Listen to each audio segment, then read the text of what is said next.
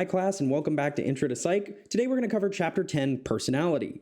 And so when we talk about personality, it's kind of a strange thing to talk about because we all know what it means to have a personality, but what is a personality? Like a lot of things we've talked about in this class, it's a bit different than maybe what we think about it as non-psychologists. And so when we think about this idea, it's really hard to define. And if you look across the internet, across your book, you'll notice that personality theorists altogether don't have one single unified definition.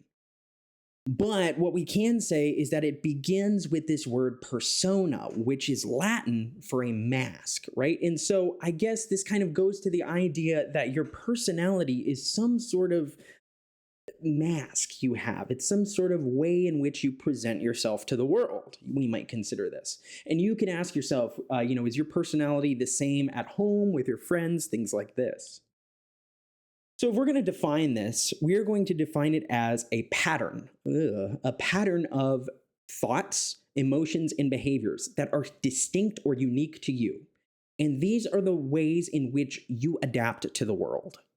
So that definition is kind of weird. The one from Wikipedia is even worse. So, right, the idea that it is a structure gathering interrelated behavioral, cognitive, and emotional patterns that biological and environmental factors influence. Oh my God, that sounds awful.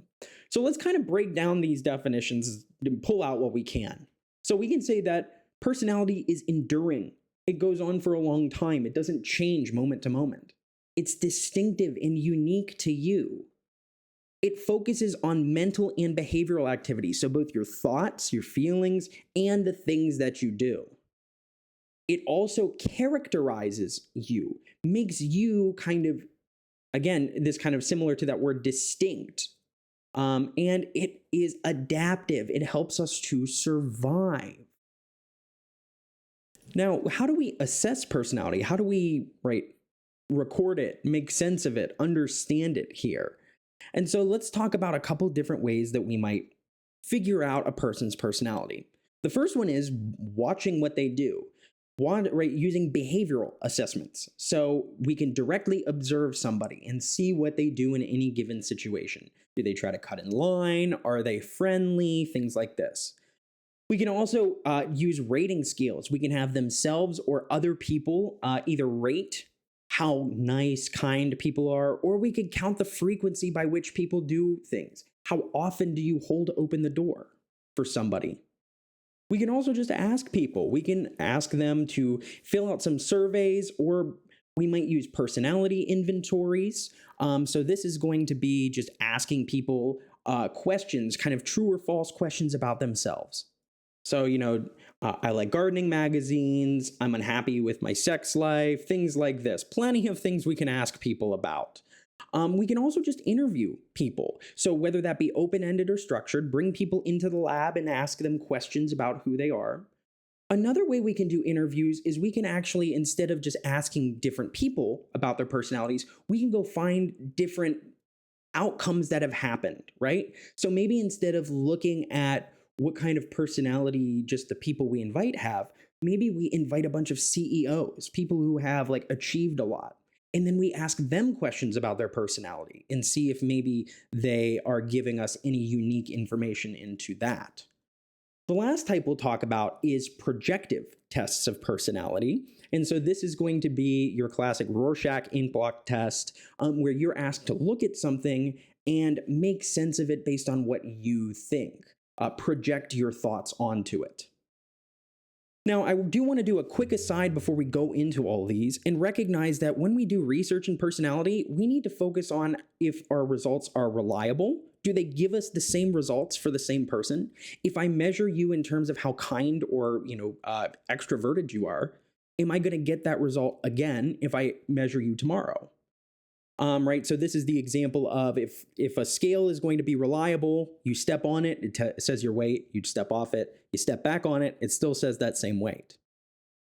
Validity, the idea that we also want to measure what we expect to measure, right? So we also might think that, if we imagine that there might be certain personality traits that affect depression, asking people how many dogs they own probably won't be something that predicts that.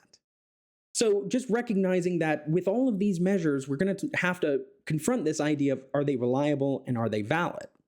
So one of the most reliable and valid personality inventories or styles is personality inventories. And so these are just direct questions about a person.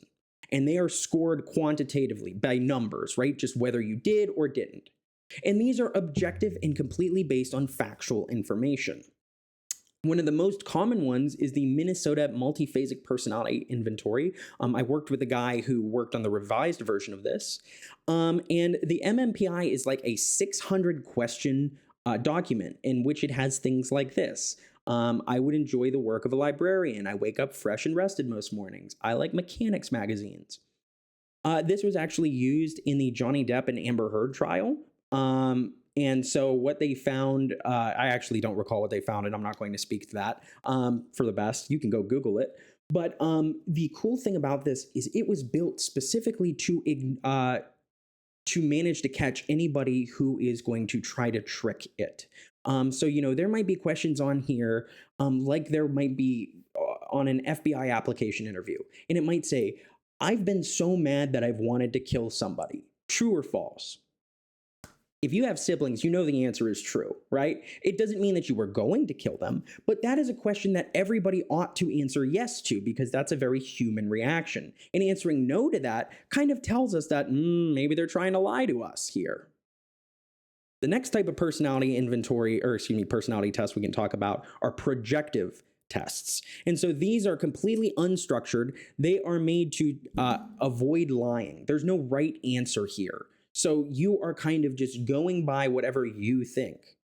So one of the tests we've heard in the past, or that you may have heard of, is called the Draw a Person test. This is kind of an interesting test that analyzes 14 different aspects of the drawing, such as what body parts do you focus on, what clothing do you use, various criteria including the presence or absence of specific things, how big or small certain things are. And you'll notice, right, these two people drew a very different individual here, right? Somebody drew a stick figure with a little bit of a belly here, which is kind of strange. Very big ears and only like one hair. This is like a baby almost. And this person really thinks they got big muscles and a thin waist, right? And so maybe that tells us a little about the person. One of my favorite tests is the thematic apperception test. So this is the idea that we give you a series of pictures, right? Like this picture here, or in this slide, this next picture. And then we just ask you, what do you think is going on in this picture? And what led up to what's going on? What do you think these people are thinking or feeling? And what do you think is going to happen next? And so when I do this in class, I usually get people saying that this guy has died and she's really sad, or he's cheating on her and has another woman in bed and that's why she's sad, or maybe she killed him and that's why she's, upset. You can come up with your own story for this, but if we give you enough of these and there's some running threads throughout, like if every time I see one of these, I'm saying like, I bet you she was mad because all men are bad and evil. The person doing these tests is going to go, that's kind of interesting that you keep bringing that up. This is correlated with achievement motivation, the need for power, and the need for affiliation. So different ways you can score on this actually affect, how much you're motivated to achieve, to go for powerful situations, or the need to be close to one another. So other than the thematic apperception test, we can talk about the one that most people have heard of, the Rorschach ink blot test. And so the Rorschach ink blot test is the idea that we put some ink down on a piece of paper, we fold it in half so that it's symmetrical, and then we just ask you, what do you see in this picture? And right, we hand you all different kinds of these and we ask you what you see, right? For me, I see two sets of thumbs up here. I see two people high-fiving here. You might see whatever it is. But when it comes to how we score these, we are looking at a couple different criteria. There's no right or wrong answers, but we're focused on like, what parts of the image do you use? Do you only use a little part or a big part? Are you focused on the dark parts, the light parts? Is there movement in your pictures? The content of your pictures? And then popularity. Because we've done these a lot to different people, there are some more common and less common responses. And to me, the idea is that if again, all of these pictures, I was saying it looks like two people are fighting. Maybe that's telling my therapist or the person doing this test a little bit more about who I am. The cool thing about these is that it is impossible to get a correct answer because there's no correct answer. So we're avoiding lying by just, making people not have a real correct answer here. It's good because it supposedly taps into our unconscious impulses. So this is very Freudian, as we'll discuss here in a couple minutes. But there's no real perfect way to interpret these. So you won't see these used very often. Most of the time, you're going to see things like the MMPI or other personality inventories or personality surveys. But this is kind of where we came from as a field, started with these projective tests. But let's go ahead and move on and discuss these 4 different perspectives on personality. And as we do, I want it to be noted that none of these are going to fully describe what personality is, but they are going to have unique insights, each one of them, that should help you understand a little bit more about why people think the way they do the things they do, and all of that. So let's start out with a very Freudian psychodynamic perspective here. So Freud is a bit of a mixed figure for me, and this is where I'd like to take a moment to talk about that. Freud is our first real personality theorist that ever existed. I mean, you could argue that some people like Plato and Aristotle did a little bit of this, but Freud really set the groundwork for this. That doesn't mean he wasn't crazy, but it means that some of the things he said absolutely were true. A lot of the things he said weren't. Freud was one of the first people to recognize that your childhood, especially the first couple years of your life, are going to massively affect how you grow up. But Freud also grew up in the time where the biggest technology of his day was a steam engine. And so Freud kind of thought that the mind worked a little like a steam engine, and that in a steam engine, you've got to produce steam that eventually turns the wheels and makes the whole thing go. And it's got to be really pressurized in there. It's got to be really hot and under a lot of pressure. So Freud said, isn't the mind kind of like it's under a lot of pressure often? And so, we have these pressures where I need to eat, I need to drink, I need to breathe. Freud very much argued that we were sexually motivated creatures. He argued that the 2 biggest things we were motivated by were sex and aggression. So loving and fighting, you might want to call it. But, what happens when somebody makes fun of you and you want to punch them? He's arguing that now you've got this kind of complex thing, Your unconscious is in turmoil and now you need to figure out what to do. Freud also talked a lot about your relationship with your mother, right? And so you should never get into a Yo Mama contest with Sigmund Freud, because he will tell you that your mother is the reason that you will struggle with romantic intimacy for the rest of your life and then skateboard away. But we're going to start out with what we've already talked about with Freud back in consciousness, the idea that we have a conscious level and these levels of non-conscious. Right? So we've got a consciousness that we are experiencing, that you're listening to this video, you're hearing me right now. Hi, I hope you're doing well. And you're aware of this. We don't care about this because we know what this is. Freud said, what about the stuff underneath? Because you can say, yeah, I love my parents, they're great. But what if deep down, deep in your unconscious, you hated them, right? And so in your unconscious, Freud argued, we are going to hide away our deepest, darkest desires and maybe only bring them out when they don't feel as threatening. And this kind of makes sense, right? Because we know that we like or dislike a person, but we might not know why we like or dislike a person. And so again, this conscious mind versus this subconscious, preconscious, and non-conscious or unconscious down here kind of gives us an understanding of this mental life above the surface and below the surface. So that's all kind of well and good. We've done this already. Let's add something to this. Freud argued that there were 3, he called them provinces or kind of beginnings of the mind. And there's 3 pieces of your mind that come into play throughout your life. And these are going to come on in different ways, shapes, or forms. But the best way that you're going to be able to remember this is as the devil on your shoulder, the angel on your shoulder, and you in the middle. So Freud argued that we had an id. So the id comes from a word that you probably know, an idiot, somebody who can't control their impulses. The id is this deep down kind of what we're born with feeling, and it focuses on the pleasure principle. And it says, I want pleasure right now. Think about a baby, right? They don't care what's going on. When they want food, they want food. Eventually, we get our ego, right? And you'll notice that our ego is now above the water here, where our id is unconscious. Our id is only in the unconscious. Our ego now focuses on the fact of reality, the fact that, sometimes I'm hungry, but sometimes I can't just go up and get food.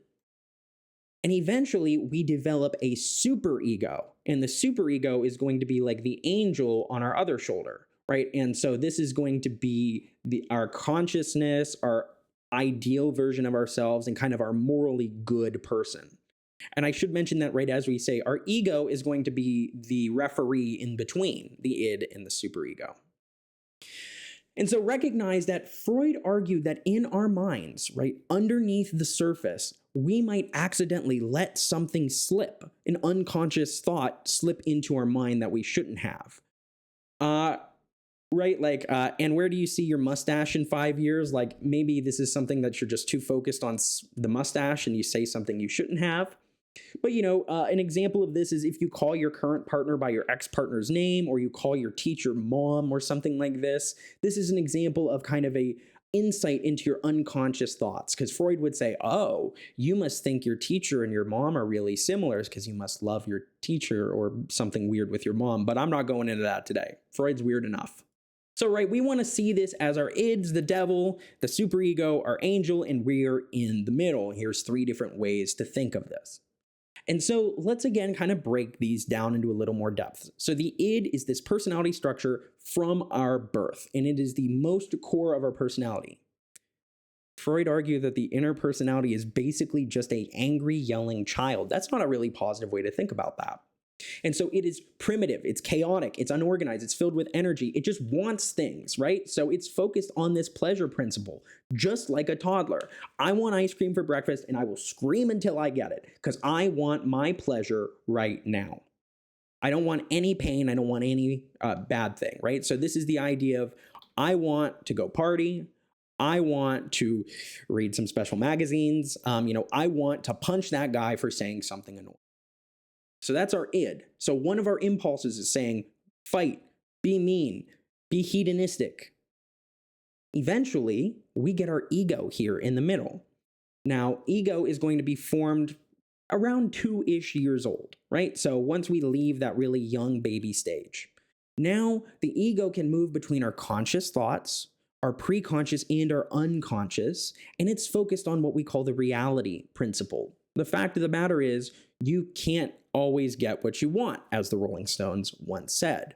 It's the ability of the mind to say, yes, I'm hungry, but I can't necessarily, right? There's no food for me to get right now. And it's going to say, okay, id, here's how we can satisfy that need that you have. The superego, on the other hand, is going to be finally born when we are finally kind of created when we are around 5. So our angel has finally arrived. Now, this one also, he argued, freely moves through all levels of consciousness. And it's focused on, right, you can imagine what mommy and daddy have taught you as good and bad. So it's guided by these moral and ideal principles. And you can see how that's good, but also maybe a little bad, right? The fact of the matter is, if you are too much, you have too much of a superego, you might call it, you might have moral anxiety. This idea that, even if you had a bad thought, right, you might feel guilty about something like that. And that's not something we really would like. So, right, on the other hand, this superego is saying things like, I need to go work out, or I should go work out. I should go study. But on the other hand, you might realize that, right, our third structure in the middle, our ego, is going to say things like, I could study and then go party. So, working out between what the id wants, what the superego says we should be doing, and what we actually do. And so Freud is going to argue that a healthy person has their ego kind of running the show, right? That they are not super focused on their super ego, like, oh my God, I'm a bad person because I thought I didn't like my parents one time when they yelled at me, and not focused completely on the id where, like, I'm not even going to go to class because I don't care because that sounds boring. So hopefully that helps you to understand how we can fight against these different urges and why Freud would argue this would cause people conflict. Now, what happens when we get into these psychological conflicts? Well, our mind uses defense mechanisms. These are very Freudian. And I would say that these are things that you can pull out of your own life to this very day that are true. So some defense mechanisms, the most common one, a river in Egypt, denial, a refusal to accept reality for what it is. This is going to be our most basic defense mechanism, and one that happens usually more when we're children, right? Like when my daughter tells me that she did something when she didn't, I say, "Are you lying to me?" She's like, "No." Why? Because maybe it'll go away. Repression, another very Freudian one. This idea, and Freud argued that some individuals will repress their memories, will be so traumatic they will forget about them and hide them away, right? They will push them down and get them out of the conscious state. Another one is reaction formation. This is an interesting one because this is the idea that maybe you feel a certain way about someone or something. Maybe you really dislike dogs. And so what you do is then, instead of acknowledging that dislike, you behave in the complete opposite way. Right? If you ever seen Mean Girls, right? She dislikes the bracelet, but then she says, "Oh my God, I love your bracelet. Where did you get it?" Another example from pop culture is if you've ever seen Hey Arnold. Helga Pataki, the girl here, is a bully to Hey Arnold, to Arnold here.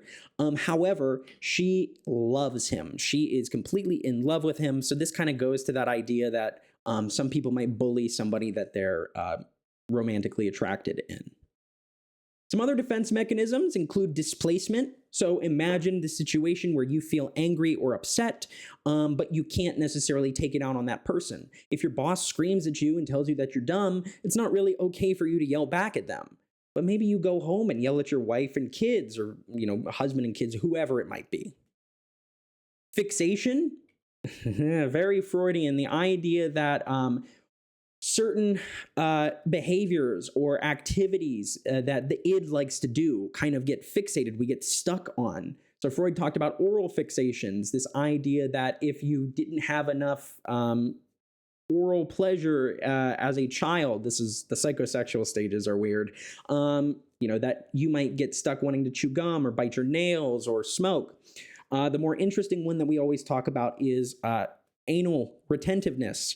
So the idea that supposedly Freud believed that some children will become very fixated on being orderly, being focused on, making things clean and orderly, because mom and dad were really intense about getting them potty trained, right? Because it's really yucky, so don't do that. So, you get fixated on everything needs to be clean.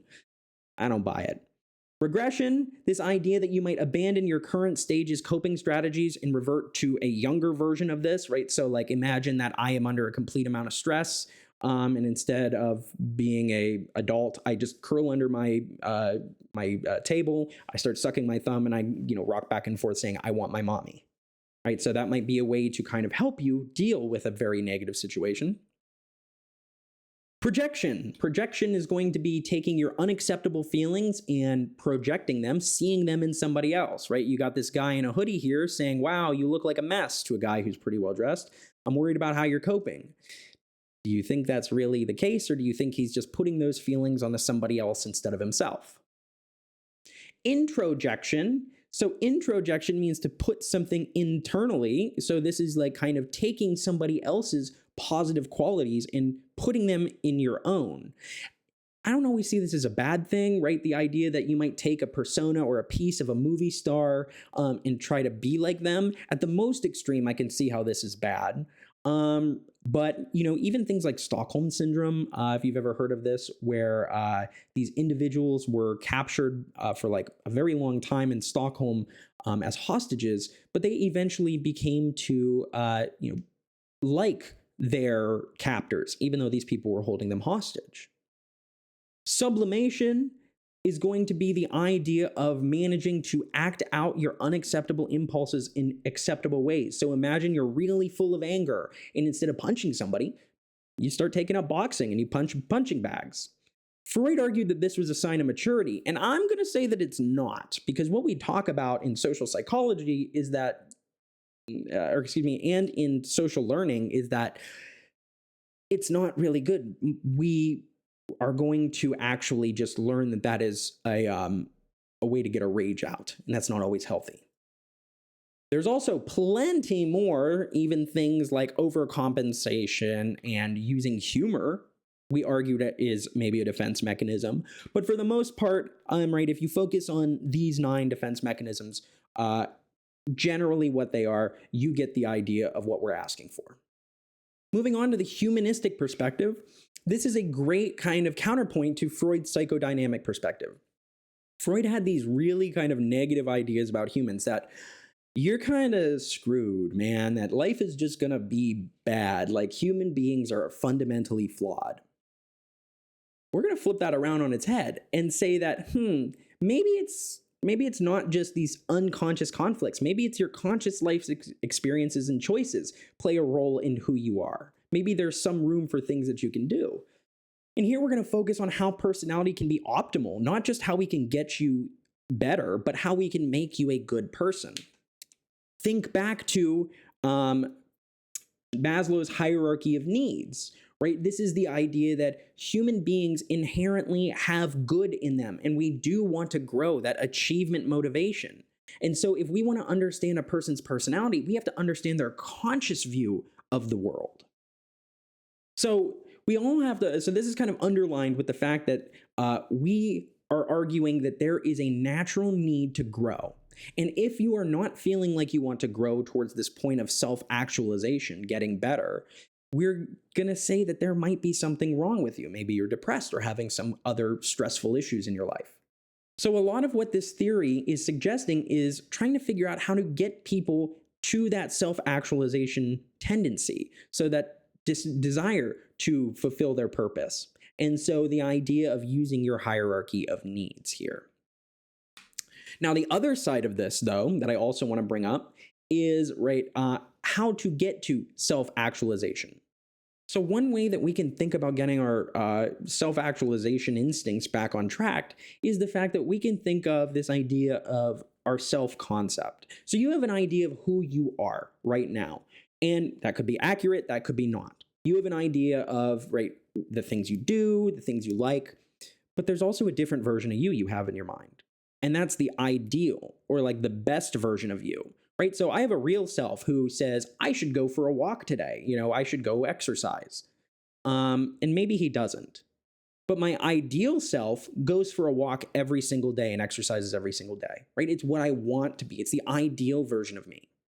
And what happens if I am over here and, I am not doing anything I want to do, and my ideal version of me is completely different? This is going to argue that we're incongruent, and feeling incongruent makes us feel bad. The idea is that we want to be as close to who we really should be, to actualize here.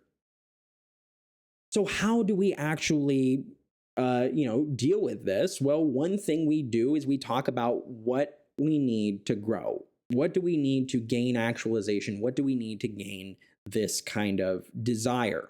Well, one thing we need is to have congruence in a relationship with people, whether this be your therapist, whether this be your friends, whether this be your family. It's the idea of being who you truly are, right? This kind of real self.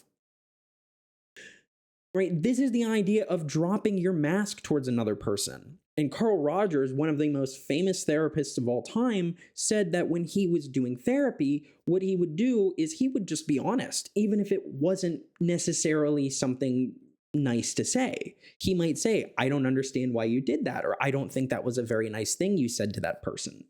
But he held unconditional positive regard. What unconditional positive regard is, it's in the name. It's unconditioned. There are no conditions. So I love my daughter unconditionally, right? Even if unless she tries to kill me, and then that's a little bit of a different situation. But for the most part, right? My daughter could draw all over the walls and, throw all my shoes in the toilet. And I'm not going to hate her. I am going to love her. I'm not going to be happy with her, but I'm still going to accept her. I'm still going to care about her. And a therapist who does that or another person in your life who does that, is going to help you feel like you are able to grow as a human being. And finally, this idea of empathic listening. So using empathy. So being able to take on another person's mind, right? So they describe it as, imagine putting on another person's shoes and looking around from their perspective. So why aren't we psychologically healthy? Well, for a lot of times we believe that there are conditions of worth. We don't have unconditional positive regard. We believe that, right, we're only going to be accepted if somebody is, if we give something to somebody. Incongruence, this idea that we might be split between who we are and who we want to be, this real and ideal self being different. And finally, defensiveness. So defensiveness is going to be the idea that you are pushing against any kind of anxiety that might be coming. And oftentimes this comes about because your real self isn't the same as your ideal self. My real self isn't perfect, right? And neither is my ideal self. And so the idea of being open and accepting feedback, not being defensive to that, might actually be healthy for people. So this next perspective, the trait perspective, is going to be the most commonly used perspective. The other two perspectives we just talked about are almost therapeutic perspectives. We'll come back to them in our final chapter when we discuss treatment of disorders. But the big five here is an interesting set of traits that we all have and we can all talk about. And we're going to also split that up against Allport's. But usually what I do in class is I hand people a piece of paper with 20 lines on it. And each line just says, I am blank. And I ask people to fill it out. And I ask, right, who are you? And so these are questions that we can ask to get at what is in your idea of a self-concept? Do you focus on things like your physical characteristics, how much you weigh, how tall you are, your skin color? Do you focus on social descriptors, your relationships between one another? Are you a son, a daughter?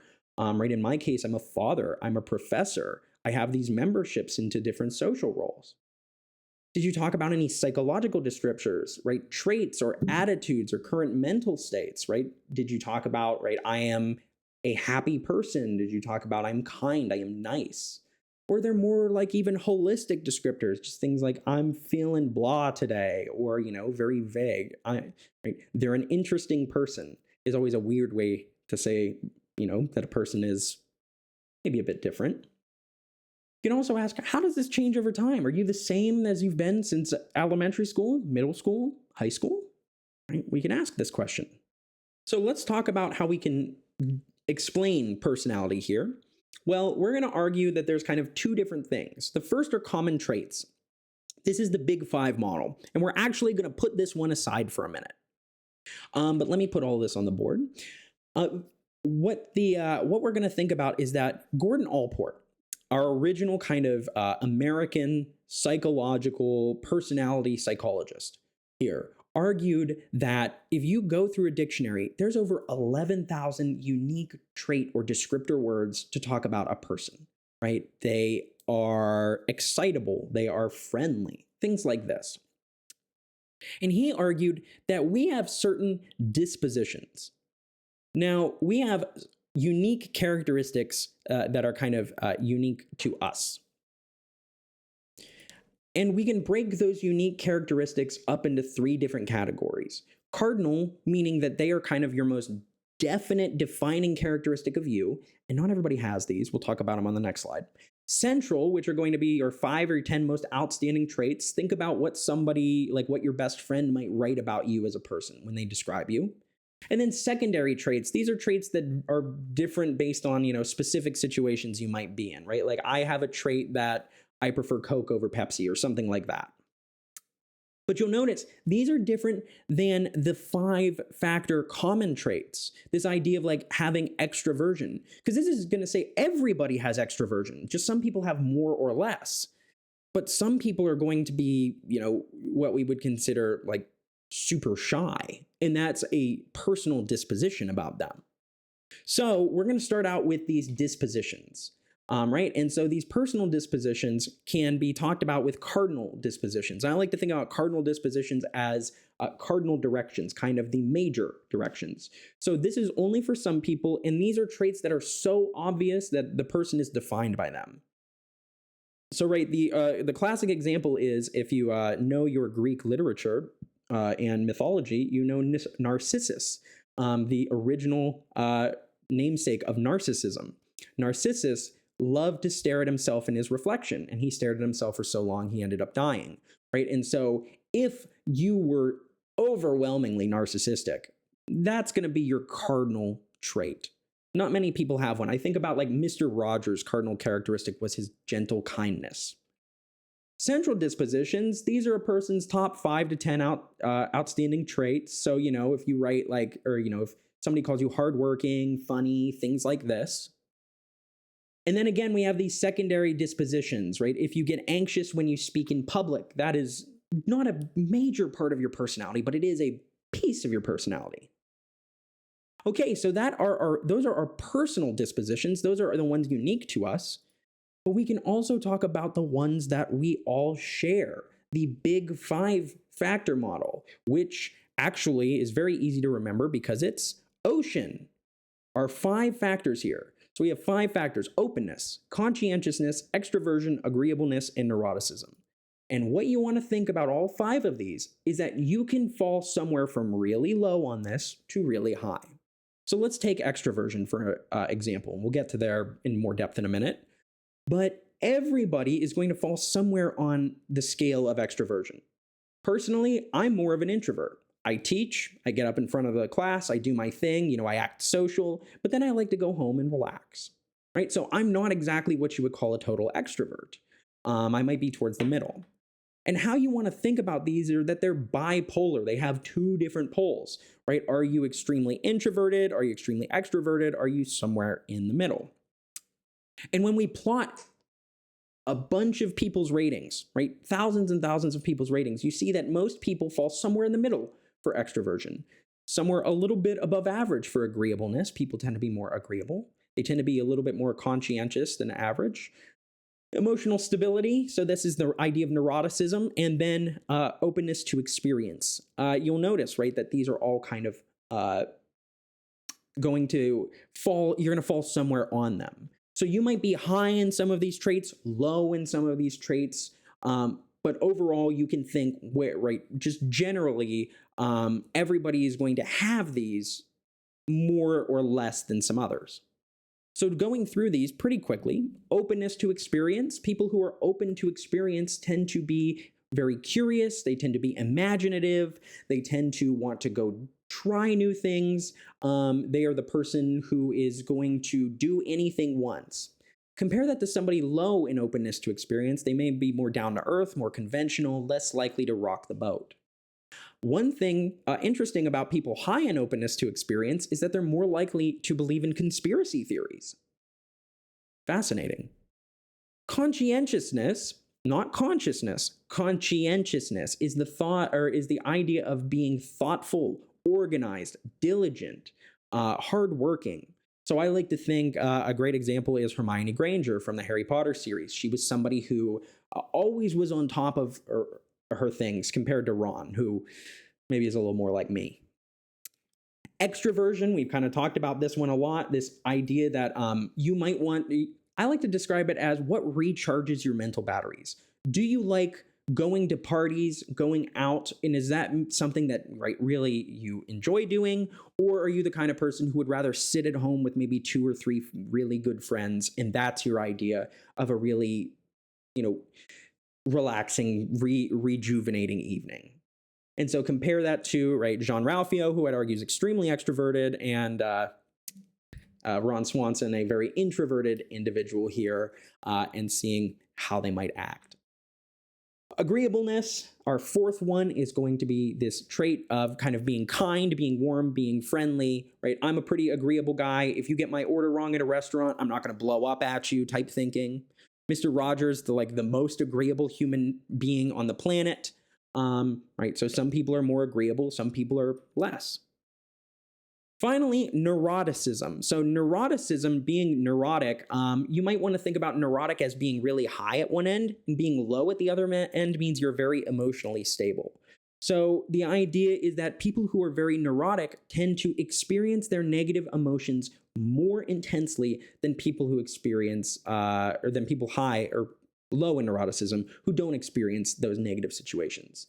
So if you've ever seen Encanto, a movie my daughter loves, right, you've got this character here who is very neurotic, who her mood controls the weather. And so anytime she gets upset, right, this storm cloud comes. And so it's hard for her to get it away, right? She's very affected by that. And so that is your Ocean series of 5 traits. So our final perspective is the social cognitive perspective, which actually really does a good job of leading us into our next chapter on social psychology. But so the social cognitive perspective is going to kind of be in the name, right? This is going to be the fact that it's both our social factors and our cognitive factors that are going to help us make us. And typically how we think about this is using this model called the triadic reciprocal causation model. So triadic, 3, reciprocal, they're all affecting one another, and right, they're all causing activity with one another. So the idea is that we have one of these factors is behavior. So right, anything that we can be rewarded or punished for. We have our environment, the physical and social influences of the world around us. And we have personal factors. We have cognitive, emotional, biological components of us, right? And so anything that's going to affect us is going to be based on which of these factors is currently strongest. So to give you an example here, if somebody's really sad because they got a bad grade on an exam, they might hide that crying, right? Why? Well, because maybe they've in the past been punished for crying, right? In terms of the environment, maybe they're right social influences. They don't want their friends to see them crying, but the person, right, is maybe affected by this. And so if they cry or not might be, dependent on how effective those personal factors are, if they can kind of overcome them or not. But another thing that affects how we understand the world is learning, right? And so this kind of touches back on when we discussed learning, but we're not talking about operant conditioning here. We're talking about observational learning, the fact that we just learn by observing through others. So this is the Bobo doll experiment, which you may have heard of. And in the Bobo doll experiment, we have a model, a middle-aged woman, beat up Bobo, and really gently. She's like, yeah. And then we ask kids to go play with Bobo. And it turns out that when the person beats up Bobo really bad on a video or in front of the kids, these kids act a lot worse, right? So they're clearly observationally learning. They're learning by observing things or modeling those behaviors, right? Taking behaviors that they've seen before and changing them to make them make sense for them. Another factor that's related to this is self-efficacy, right? So self-efficacy is our ability, it's our belief in our ability. It's our belief that we can do something. So, right, the little engine that could, I think I can, right? I think I can do it. Now, this is different, right, from outcome, right? So you might think that you are able to get a job that you go in for an interview for, but you might not end up getting the job. That doesn't mean you weren't able to do it. It just means that the outcome was different. Efficacy also differs from self-esteem, right? I think I can is different than I think I'm worth something or I think I'm valuable, right? And so the idea is that, right, you might be able to have low self-esteem and high self-efficacy in a certain domain. Or hopefully you have high self-esteem and high self-efficacy in a lot of domains, in a lot of different areas. And with self-efficacy, Albert Bandura here, one of the most influential people discussing social cognitive psychology, the social cognitive theory, I should say, talks about that people need a sense of self-efficacy, that need the belief that they can do something in order to struggle with that resilience to meet those obstacles in life, because you don't want it to be the case where you try one time and you fail and you're like, well, I better just give up. So the book also talks about this cognitive affective personality system, the CAPS. And really what we're talking about here, I don't want to get into it in too much detail, is the fact that we all believe that our personality is consistent. I am who I am, and that person is the same today, tomorrow, yesterday, last month, a year from now, type thing. Right? We believe we're consistent, but it turns out there's only a positive 0.3 correlation between our behaviors and our traits, the things that we do and the traits that we believe we have. So this is about the person-situation interaction. The fact of the matter is, when we want to best predict behavior, and this is something we're really going to touch on in social psych, you need to focus not only on the person, but the situational factors that matter. So traits are really useful when looking in the right within the same domain. So if you are really intelligent in terms of taking exams, you're probably also really good at figuring out like crossword puzzles generally. But that doesn't mean you're really good at talking to people, for instance. It might not be across the situation, right? But also, you might just be more open to experience. You might be more willing to try new things when you're with your friends than you would be at work. So the point is that our behavior is shaped by those personal dispositions, our traits, the things that we are, as well as the situational factors. And this together is the cognitive affective personality system. And so the situation and our mental and psychological, emotional components are going to play a role in here. So, right, when people are behaving in a similar manner to one another, right, we're going to say that the situation is going to play a bigger role in what's going on in their life. For instance, when you come to class, you all sit down in a seat and you listen, right? So you all are going to behave in a similar way. Your behavior is because of the situation. Right? It doesn't matter if you're a funny student, if you're a shy student, you're going to sit there and listen, generally. Similarly, right? It doesn't matter if you are an extroverted or an introverted person. If there was a hurricane coming, you would shelter in place. On the other hand, sometimes, right? One second here. So when people do different things in the same situation, right? This means that it's more a part of who they are, their characteristics. After you, right, imagine that you do bad on an exam. Like two people do bad on an exam. One person says, I need to study more. And the other person says, I don't want to study more. Right? So the characteristics, who you are, also play a role in this. And of course, you're not all going to take the same classes to get your degree, right? You have different characteristics, different specific, unique factors about you. And so the way that this is modeled, in terms of an image, is the fact that we are going to only focus on specific features, or we're going to notice only certain parts of a situation. And so we're going to pay attention to those certain parts, and those certain parts are going to affect different parts of us, right? So imagine that you are noticing, right, you're walking in a big city and you notice an old lady get mugged by somebody. That's going to affect you differently than the next person. You might feel really bad. Somebody might not care. Somebody might not have even noticed this. And that might change your behavior, maybe trying to stop the guy or not doing anything. And this is why two people might do something different based on like looking at the same situation, right? Because they are different in terms of their mental characteristics, right? It's kind of comparing this again. But I'm not going to go into this in too much more detail, right? These are really just to kind of show you visually how a person might differ in a given situation and how certain parts of them might be activated mentally.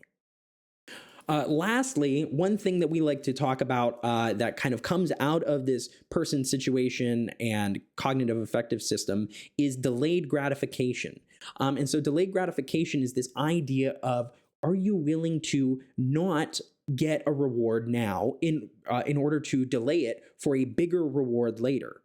And you guys are all doing that because you all are going to college. You're not making money right now or as much money, because you're expecting to get rewarded bigger if you get a college degree.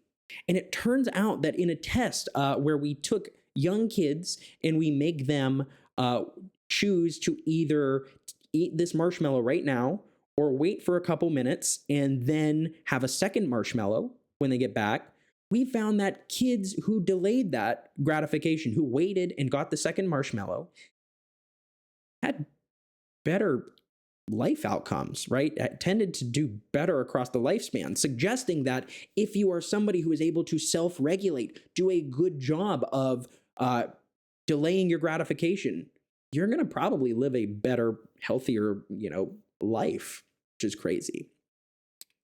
So again, we've got these 4 approaches we've discussed here. The psychodynamic approach, where the first 5 years of life are going to be the most important. It's all about how our unconscious conflicts are affecting us and are causing this psychic energy to build up, these fights between our id, ego, and superego, and that these defense mechanisms help to protect our mind against these really negative situations. The humanistic approach is the kind of complete opposite. The idea that instead of trying to just survive, humans actually are trying to thrive and live happy and healthy lives. We're motivated to grow and be healthy. In terms of the dispositional approach, we are predisposed to behave in unique ways. However, maybe some of those unique ones are different from you than me. However, we can talk about the big 5, these 5 factors that every single human being has. Maybe they're high or low on them, but we can all agree that this is 5 different dimensions we can use to model humans. Lastly is the social cognitive approach, where learning is occurring through just our associations. We are learning through watching other people. We are learning through direct experiences. And personality is developing between all of these internal and external characteristics. So this is going to be kind of a good jumping in point to our next chapter, as I've mentioned, social psych, where we're talking about how our situational factors and our personal factors are affecting us in the world around us. But with that, I hope you all got a lot of information out of this. I hope this all makes sense. But of course, if there are any questions, feel free to reach out. Other than that, have a great day. Bye-bye.